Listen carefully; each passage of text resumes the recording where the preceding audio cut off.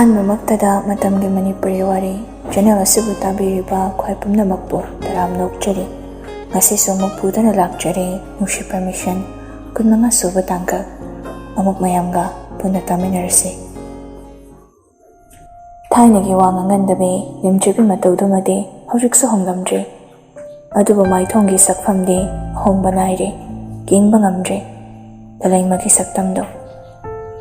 ꯈ꯭ꯔꯤꯁꯇꯤꯁꯨ ꯇꯞꯅꯗꯃꯛ ꯍꯥꯏꯔꯛꯏ. ꯅꯨꯡꯉꯥꯏꯔꯤꯌꯦ. ꯂꯂꯩꯃꯅ ꯂꯩꯁꯅꯥꯗꯤ ꯀꯝꯗꯧꯔꯤ? ꯈ꯭ꯔꯤꯁꯇꯤꯅ ꯃꯥꯗꯤ ꯍꯥꯟꯅꯒꯨꯝ ꯄꯪꯂꯩ ꯃꯔꯩꯌꯦ.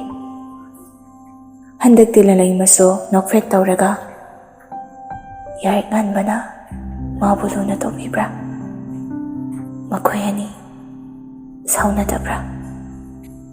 ꯗꯅꯥꯜꯒ ꯈ꯭ꯔꯤꯁꯇꯤꯒꯁꯨ ꯋꯥ ꯉꯥꯡꯂꯝꯕꯗꯣ ꯆꯞ ꯂꯦꯞꯈ꯭ꯔꯦ. ꯇꯁꯦꯡꯅ ꯃꯈꯣꯏ ꯑꯅꯤꯗꯣ ꯌꯥꯔꯤꯛ ꯉꯥꯟꯕꯅ ꯍꯧꯖꯤꯛ ꯂꯩꯁꯅꯥꯕꯨ ꯈꯟꯖꯔꯦ ꯍꯥꯏꯕꯗꯤ ꯈꯪꯕ ꯅꯠꯇꯦ. ꯑꯗꯨꯕꯨ ꯍꯥꯟꯅ ꯈꯪꯂꯝꯗꯕ ꯗꯅꯥꯜꯁꯨ ꯂꯩꯁꯅꯥꯅ ꯌꯥꯔꯤꯛ ꯉꯥꯟꯕꯕꯨ ꯅꯨꯡꯁꯤꯖꯔꯛꯏ ꯍꯥꯏꯕꯗꯤ ꯋꯥꯔꯤ ꯄꯨꯝꯕ ꯂꯣꯏꯅ ꯈꯪꯂꯕꯅꯤ. ꯂꯂꯩꯃꯁꯨ ꯃꯈꯨꯠꯇꯨꯅ ꯉꯝꯕꯣꯏ ꯉꯝꯗꯕꯣꯏ ꯈ꯭ꯔꯤꯁꯇꯤꯒꯤ ꯃꯊꯛ ꯊꯪꯅ ꯂꯤꯠꯂꯤꯕ ꯀꯣꯠꯇꯨꯗ ꯇꯞꯅ ꯄꯥꯏꯔꯛꯇꯨꯅ ꯍꯥꯏꯔꯛꯏ.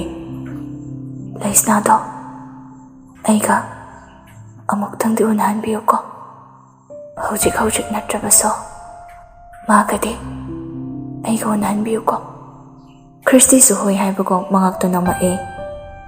ꯋꯥꯔꯤ ꯃꯈꯥꯗꯤ ꯁꯥꯕ ꯅꯪꯗ꯭ꯔꯦ. ꯗꯣꯛꯇꯔ ꯑꯇꯩꯁꯤꯡ ꯅꯔꯁꯁꯤꯡꯗꯨꯅ ꯂꯂꯩꯃꯅ ꯂꯩꯔꯤꯕ ꯔꯨꯝ ꯑꯗꯣꯝꯗ ꯄꯨꯁꯤꯟꯈ꯭ꯔꯦ. ꯗꯅꯥꯜꯁꯨ ꯆꯤꯡꯈꯩꯅ ꯇꯨꯃꯤꯟ ꯐꯝꯂꯤꯕ ꯑꯗꯣꯝꯗ ꯂꯥꯛꯏ. ꯈꯔ ꯂꯥꯞꯅ ꯐꯝꯗꯨꯅ ꯗꯅꯥꯜꯁꯨ ꯁꯦꯡꯗꯣꯔꯛꯏ. ꯑꯩꯁꯨ ꯃꯥꯅ ꯑꯣꯏꯔꯝꯂꯤꯕ ꯃꯇꯧꯁꯦ ꯇꯁꯦꯡꯅ ꯊꯥꯖꯈꯤꯗꯦ. ꯑꯁꯨꯛ ꯀꯨꯏꯕꯁꯦ ꯑꯩꯈꯣꯏ ꯃꯌꯥꯝꯗ ꯂꯣꯠꯂꯒ ꯊꯧꯅꯥ ꯂꯩꯕꯤ ꯑꯃꯒꯨꯝꯅꯗꯤ ꯇꯣꯏꯅꯔꯛꯂꯤꯕꯅꯤ. ꯈꯪꯗ꯭ꯔꯦ ꯑꯩ ꯀꯩ ꯍꯥꯏꯒꯗꯕꯅꯣ. ꯈ꯭ꯔꯤꯁꯇꯤꯁꯨ ꯃꯃꯥꯏꯗꯨ ꯅꯣꯟꯊꯗꯨꯅ ꯇꯞꯂꯞꯅ ꯗꯅꯥꯜ, ꯌꯥꯔꯤꯛ ꯉꯥꯟꯕꯅ ꯃꯇꯝ ꯆꯨꯞꯄꯗ ꯂꯂꯩꯃꯕꯨ ꯊꯤꯗꯨꯅ ꯂꯥꯛꯄꯅꯤ. ꯂꯂꯩꯃꯒꯤ ꯍꯧꯖꯤꯛ ꯑꯣꯏꯔꯤꯕ ꯃꯇꯧꯁꯦ ꯃꯥꯅ ꯈꯪꯂꯕꯗꯤ ꯂꯩꯁꯅꯥꯕꯨ ꯍꯦꯟꯅ ꯇꯥꯊꯤꯔꯣꯏꯗ꯭ꯔꯥ? ꯑꯄꯪꯕꯤ ꯀꯩꯁꯨ ꯈꯪꯖꯗꯕꯤ ꯑꯩꯒꯤ ꯏꯇꯥꯗꯣ ꯃꯥꯅ ꯑꯃꯨꯛ ꯍꯨꯟꯗꯣꯛꯄꯤꯔꯝꯂꯕꯗꯤ ꯃꯈꯥ ꯇꯥꯔꯛꯄ ꯂꯩꯁꯅꯥꯒꯤ ꯄꯨꯟꯁꯤꯗ ꯃꯉꯥꯜ ꯌꯥꯎꯗꯅ ꯍꯤꯡꯕ ꯇꯥꯔꯗ꯭ꯔꯥ? ꯀꯔꯤꯅꯣ ꯂꯂꯩꯃꯅ ꯑꯩꯈꯣꯏ ꯃꯌꯥꯝꯗ ꯆꯜꯂꯤꯕ ꯄꯥꯈꯣꯡꯁꯤꯕꯨ? ꯑꯁꯨꯛ ꯂꯨꯕ ꯋꯥꯐꯝꯁꯦ ꯀꯩꯒꯤꯅꯣ ꯃꯥꯅ ꯌꯥꯔꯤꯛ ꯉꯥꯟꯕꯗ ꯍꯥꯏꯔꯝꯗ꯭ꯔꯤꯕꯁꯦ ꯀꯩꯒꯤꯅꯣ? ꯂꯩꯁꯅꯥꯅ ꯈꯪꯕ ꯊꯣꯛꯂꯕꯗꯤ ꯃꯥꯅ ꯋꯥꯍꯧꯒꯗꯕꯗꯣ ꯑꯩ ꯌꯦꯡꯕ ꯉꯝꯒꯅꯤ ꯊꯥꯖꯗꯦ. ꯅꯨꯄꯥ ꯃꯥꯁꯨ ꯐꯠꯃꯟꯗꯦ. ꯑꯁꯨꯛ ꯀꯨꯏꯅ ꯂꯩꯃꯤꯟꯅꯔꯛꯄꯗꯣ ꯂꯩꯁꯅꯥꯕꯨ ꯅꯨꯡꯁꯤꯕ ꯃꯆꯦꯠ ꯑꯃꯐꯥꯎ ꯄꯣꯛꯇꯕ ꯖꯥꯠꯂꯣ? ꯀꯔꯤꯅꯣ ꯑꯩꯅ ꯍꯧꯖꯤꯛ ꯇꯧꯗꯣꯏꯁꯦ ꯀꯔꯤꯅꯣ? ꯑꯩ ꯂꯩꯁꯅꯥꯒꯤ ꯈꯟꯕꯗ ꯌꯥꯝ ꯋꯥꯏ. ꯑꯩ ꯌꯥꯝ ꯋꯥꯏ. ꯆꯥꯛ ꯏꯁꯤꯡ ꯇꯣꯛꯂꯒ ꯂꯩꯁꯅꯥꯁꯨ ꯃꯥꯒꯤ ꯀꯥꯗ ꯆꯪꯂꯛꯏ. ꯑꯗꯨꯕꯨ ꯃꯈꯣꯡ ꯊꯥꯡꯂꯝꯕꯗꯣ ꯆꯞ ꯂꯦꯞꯈ꯭ꯔꯦ. ꯃꯃꯤꯠ ꯑꯅꯤꯗꯨꯅꯁꯨ ꯇꯤꯡꯉꯛ ꯌꯦꯡꯂꯒ ꯂꯩ. ꯌꯥꯔꯤꯛ ꯉꯥꯟꯕꯁꯨ ꯂꯩꯁꯅꯥꯒꯤ ꯀꯥꯗꯨꯗ ꯃꯥꯒꯤ ꯂꯦꯞꯇꯣꯞꯇꯨꯗ ꯌꯦꯡꯗꯨꯅ ꯐꯝꯂꯝꯃꯤ. ꯑꯣꯐꯤꯁ ꯆꯠꯂꯝꯗꯥꯏꯗ ꯃꯁꯝ ꯅꯥꯟꯅ ꯁꯤꯠ ꯅꯥꯟꯅ ꯍꯧꯒꯠꯄꯅꯤ. ꯑꯗꯨꯕꯨ ꯍꯧꯖꯤꯛ ꯃꯥꯅ ꯃꯁꯝꯗꯨꯁꯨ ꯊꯥꯗꯔꯒ ꯁ꯭ꯄꯦꯛ ꯑꯃꯁꯨ ꯎꯞꯂꯒ ꯃꯥꯅ ꯇꯧꯔꯤꯕ ꯊꯕꯛꯇꯨꯗ ꯃꯄꯨꯛꯅꯤꯡ ꯆꯪꯅ ꯂꯩꯔꯝꯕꯗꯨꯗ ꯂꯩꯁꯅꯥꯗꯤ ꯃꯈꯣꯡ ꯊꯥꯡꯖꯤꯟꯕ ꯉꯝꯗ꯭ꯔꯦ. ꯊꯣꯡꯖꯤꯜꯗꯨꯗ ꯆꯞ ꯂꯦꯞꯂꯒ ꯂꯩꯔꯦ. ꯀꯅꯥ ꯂꯣꯃꯤꯅꯣ ꯅꯪꯒꯤꯗꯨꯕꯨ ꯑꯗꯨꯗ? ꯂꯩꯁꯅꯥꯁꯨ ꯌꯥꯔꯤꯛ ꯉꯥꯟꯕꯅ ꯈꯪꯉꯥꯏ ꯍꯥꯏꯔꯛꯄꯗꯨꯗ ꯃꯃꯥꯏꯗꯨ ꯂꯩꯊꯣꯛꯂꯒ ꯆꯠꯀꯦ ꯇꯧꯏ. ꯅꯈꯣꯡꯗꯣ ꯊꯥꯡꯂꯒ ꯍꯦꯛ ꯆꯠꯂꯕ ꯅꯪ ꯀꯩꯗꯧꯒꯦ ꯌꯦꯡꯉꯣ ꯑꯩꯅ. ꯂꯩꯁꯅꯥ ꯋꯥꯍꯩꯗꯨꯗ ꯆꯞ ꯂꯦꯞꯄꯤ. ꯑꯗꯨꯒ ꯃꯃꯥꯏꯗꯨ ꯐꯠ ꯂꯩꯊꯣꯔꯛꯂꯒ ꯌꯥꯔꯤꯛ ꯉꯥꯟꯕꯗ ꯃꯨꯟꯅ ꯌꯦꯡꯂꯛꯏ. ꯌꯦꯡꯂꯛꯂꯤꯕ ꯃꯤꯠꯌꯦꯡꯗꯨꯗꯤ ꯀꯔꯤꯒꯤꯅꯣ ꯍꯥꯏꯕ ꯋꯥꯍꯪꯁꯤꯅꯤ ꯂꯩꯁꯅꯥꯅ ꯌꯥꯔꯤꯛ ꯉꯥꯟꯕꯗ ꯌꯦꯡꯂꯛꯏꯕꯁꯦ. ꯑꯗꯨꯕꯨ ꯌꯥꯔꯤꯛ ꯉꯥꯟꯕꯗꯤ ꯃꯃꯥꯏꯗꯨ ꯍꯟꯅ ꯐꯥꯎ ꯂꯩꯊꯣꯔꯛꯄ ꯅꯠꯇꯦ. ꯃꯥꯒꯤ ꯇꯧꯔꯤꯕ ꯊꯕꯛꯇꯨꯗ ꯑꯗꯨꯃꯛ ꯃꯥꯏ ꯑꯣꯟꯁꯤꯟꯗꯨꯅ ꯂꯩꯔꯤ. ꯂꯩꯁꯅꯥꯗꯤ ꯌꯥꯔꯤꯛ ꯉꯥꯟꯕꯅ ꯆꯪꯂꯛꯑꯣꯒ ꯍꯥꯏꯔꯛꯇꯕꯗꯨꯗ ꯐꯠ ꯍꯥꯏꯗꯣꯛꯂꯒ ꯆꯠꯈ꯭ꯔꯦ. ꯌꯥꯔꯤꯛ ꯉꯥꯟꯕ ꯂꯩꯁꯅꯥ ꯆꯠꯈ꯭ꯔꯦ ꯈꯪꯕꯒ ꯃꯆꯤꯟꯗ ꯇꯞꯅ ꯁꯣꯜꯂꯛꯏ. ꯍꯥꯏꯕꯒ ꯏꯟꯗꯦꯅꯦ ꯃꯁꯦ. ꯉꯁꯤ ꯁꯣꯏꯔꯤꯁꯤꯅ Laisnaso magi famung thariba kaduda fak ama puraga changlaki. Machindudasu murum sole.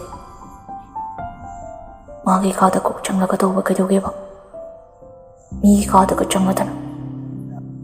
Aisu thabak tawningle. Mana maning makha tawbagum aina tawradi aingona ingthi nungaina fo hairoi. Yar faktoina tharaga tawjarage. Famungdudage khajik chakhatlaga faktu thare aduga magi mapot machisingduga manakta loina thamle.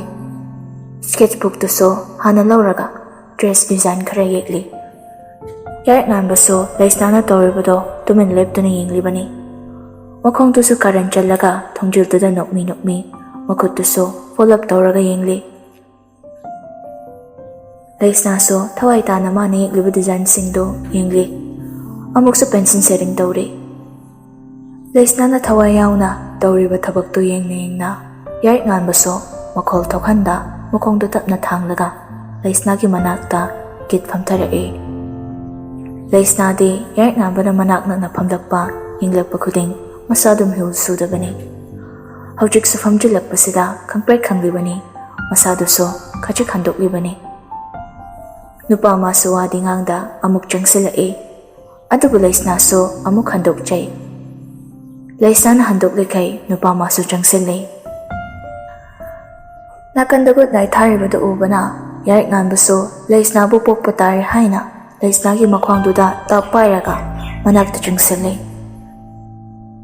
Ngayakte nido michanare Yarak nanbaso mamit kupte Laisnada namak yengle. Nupa man henna nungshiraglibasiso atayda natte. Icham jaba mabuki na hanggoy na chatpa matawdudani. Ikay thiganbi wangangandaba matawdudani. Laisnadi makutuna sketchbook to suparibani. Mamay naksina na laybaduda Laisnadi Yarak nanbada yengba ngamdre. Yarak nanbana nakongdo may napuodi hayang office padang bira karoido. Namit na nato dayam thaido kay gino. Pamalak man kri singkaga jaw. Asi haraga Laisnada paramba makutto tapna thaduraklaga Laisnabu inti na pamalay. Yarak nanbana kaino lang na asadi yido ba? Laisnaso wala nganglamdabani hawsikta tapna kumnai. Dress ki design amasung same na yambo. Ayun ganay. Makutin thorakbani Yarak nanbaso Laisnaso Yarak nanbada mun na yengla aga. Kaigino yambo? Panikini. Ado ayekpado ni yengke aisi. Panikpiyo haibadi natedana. Machuge oiso ay guess tawbigi haibani kaino. Tawbino da. Ay nung tawjage. Yambo ngayong office siya to'y natra. Kaini. Tum na ba tawbiro? Marawlay na Yarak nanban harakpada Laisnana fatkan thoraklay. Yarak nanbaso Laisnagi mawongduda idi pasana karabani. Ay diwali na. Sida dung pangkidore aydi. Laisnaso Yarak nanbada kem tharakte magi tawfam thokpududa adu makmay onsinu na laikre.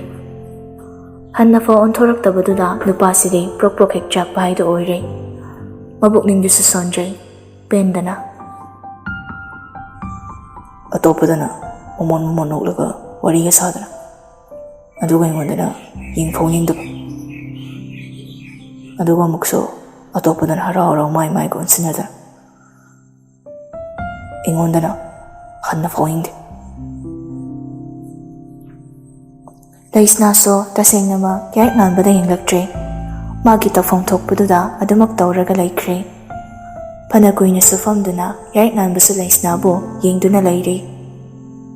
Laisnana mamay dunon taduna asum laybaduda Yarak nanbaso tapna korae.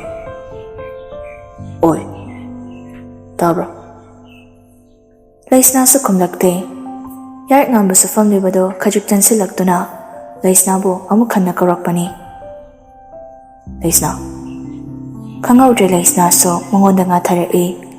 Magilem jumduda nga tharakpaduda makutuna su tapna parae. Laisnagi makutuna thinglakpaduda Yarak nanbadi may jingbugum thokre.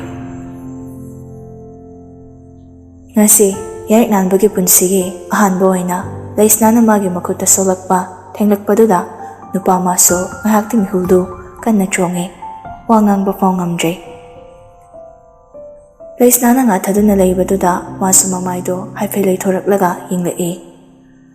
Thabak wana tawrakpaduda Laisnasu uitharaba male wamankraba male. Laisnasu Yarik Nanbagi mathada ningaidana tumthakre. Yarik Nanba Laisnabo anira ahomrak pudi kauchabani. Adubu Laisnana di tumkiba matang oibana kumlaktre. Yarik Nanbasu hawdokpa kanararoi khangbana Laisnabo tapna pamkhatlaga Laisnagi pamungduda hipthali. Mamaida masai kachik haitharaga leibadu ubada nupa magi makhuttu tumin leiba heitre. Yarik Nanbagi khwaidagi nungaijadaba haragadi Laisnagi mamaida sammarik nanthaduna leibasini. Maramdi Laisnagi maithongda saiduna khajik tarakpa sakphamduna hena nungsimagon happadunani. Magi thamoi ningai chawbado control ngamloi khangbanani. Yarik Nanbasu makhutuna Laisnagi maida tariba samgi saidu haigatpire. Adubu amuk tapna Laisnagi maida makhutna amaduna haifet pairaga munna thawai tana yingjare. Maithongdusu khajik maka lambagum tawe. Nokfet tauna machindagi tapna solai. Aise puningdra isa khangda nangse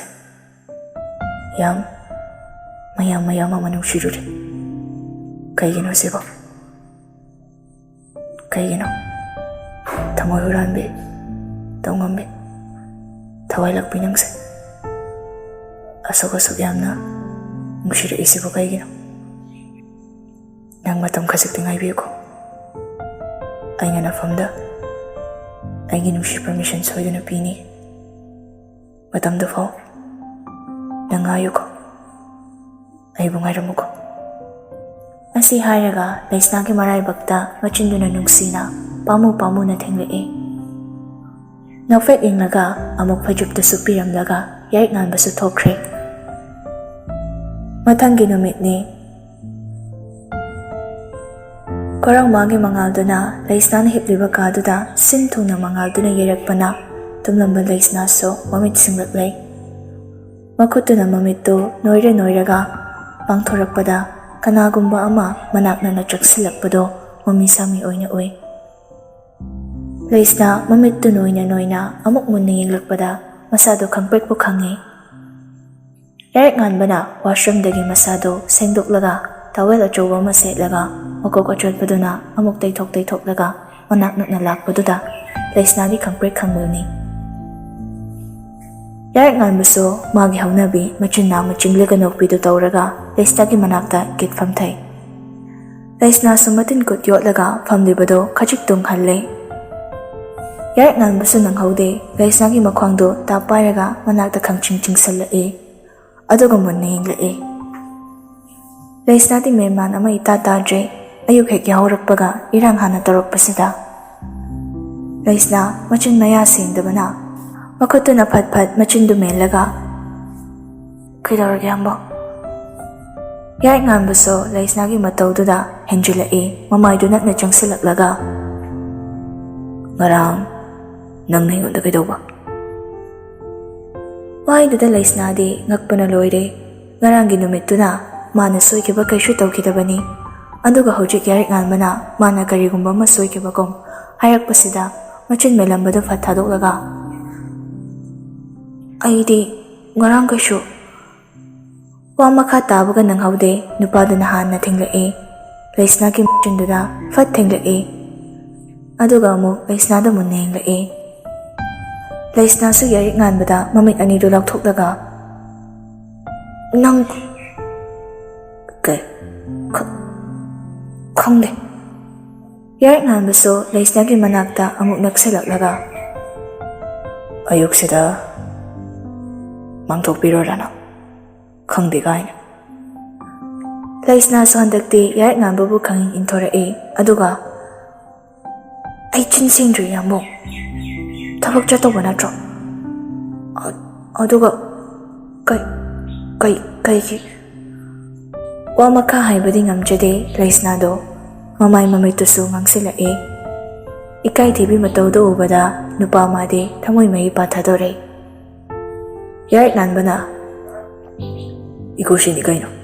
Tongninga tongni tongning dutokan. Nathawro.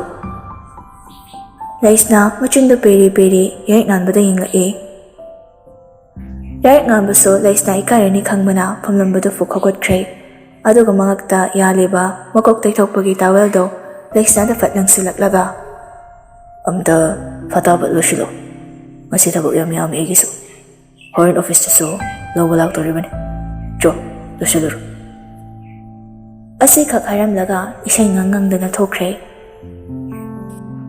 Laisna di ngasi yarik nganbagi mataw sida makok tungawre. Ayok heki haurakpasida mana uriba masada ding manggum thokli. Amuk taibangla mangra khangnaba haiduna. Mataw sing ubasida masa matomta kujinaga sitchay. Mangsunati. Aduga kaino. Ayna hujik uri diba. Laisna amuk sumakok tungawre. Ngahak tarang amada umlaga masu pungdu yenglaga washroom changkre. Office chatlang dagi pungdu su yaurakle. Lai manahana machanu pabu chak ising pijakre. Laisna sulushunduna tholakle. Lai mana. Bema. Lao lao. Chak sana chathok na batawrasi. Laisna na. Imase. Handak sa iso. Tabak kara chile. Ano na imasi ki mating so. Pak na yaw bang amdre. Hay ma. Ima wahan niya po tini. Nanay mimtay so laki ay jagani. Ado maso mayumdo. Hajik ti tabak na may hawba matango ramani. Yarik ngan ba chak tu chaba loiraga mukut hamlaga sofa ka adom da changkre. Laisna so yarik ngan ba dahi fek yenglaga amuk maniyam ga wari saba horai. Tabak pudi yam lamani. Lai mana. Adunay, lohong base. Ima siyo chuchataba yadi taurise. Nangi so chataba yada banito. Ado, lohong manumit sing sibo nang busangadrane. Tabak mayam siga.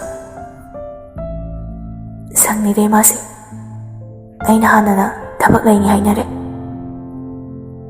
Ho, adumay na sindok pa yara din eh. Pare da na se. Sese, chak se hana chathok na batawro.